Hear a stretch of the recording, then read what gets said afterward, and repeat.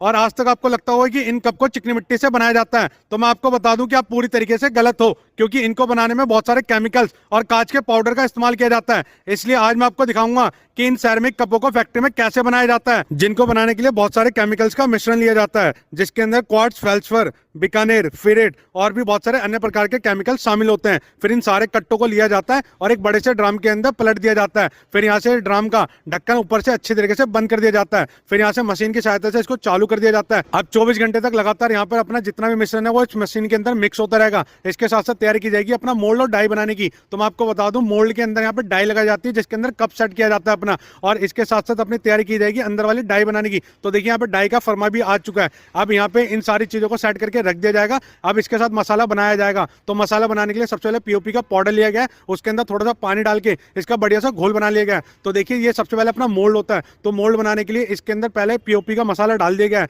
और साथ ही साथ अपने जो डाई होती है उसके अंदर भी डाल दिया गया है। अब लगभग 3 से 4 मिनट सूखने के बाद इनको यहाँ से बाहर निकाल लिया जाता है। तो देखिए अपना बढ़िया सा चमकदार मोल्ड बनके तैयार हो चुका है। अब अपनी जो अंदर की डाई होती है, जिसके अंदर अपना कप बनके तैयार होगा, उसको 2 हिस्से में बनाया जाता है। तो दोनों हिस्सों को बढ़िया तरीके से निकालने के बाद इसके बाहर जितना भी एक्स्ट्रा पार्ट रह जाता है उसको भी काट दिया जाता है। तो देखिए बढ़िया तरीके से इसको इस मोल्ड के अंदर सेट कर दिया गया। तो भैया अपनी डाई बनके तैयार है, मोल्ड बनके तैयार है। अब बारी है तो अपना मिश्रण तैयार होने की। अब लगभग 24 घंटे के बाद इस ड्रम को यहाँ से खोला जाता है। फिर इसके अंदर जितने भी अपना तैयार मिश्रण है यहाँ से कुएं के अंदर ट्रांसफर किया जाता है। इस कुएं के अंदर यहाँ पे एक चक्री लगी होती है और इसका काम होता है, इसके अंदर कोई भी गांठ होती है उसको बढ़िया तरीके से पीस देना और सारे मिश्रण को बराबर कर देना। फिर यहाँ से अपना जितना भी तैयार मिश्रण है वो जाता है यहाँ पे फिल्ट्रेशन के लिए। तो यहाँ पे देखिए फिल्ट्रेशन के लिए यहाँ पे बड़ी बड़ी कपड़े की जालियां लगी होती हैं, जहाँ से अपना जितना भी चिकनी मिट्टी का तैयार हुआ मामला है वो इसके अंदर यहाँ पे आता रहता है और जितना भी अपना एक्स्ट्रा पानी होता है वो यहाँ से नीचे निकलता रहता है। फिर यहाँ से लगभग 10 से 15 मिनट के बाद इसको यहाँ से खोला जाता है, जिसके अंदर से बड़ी बड़ी चक्रियां बनकर तैयार हो जाती है और सारी अपनी चिकनी मिट्टी है। तो देखिए बढ़िया तरीके से गूंदने के बाद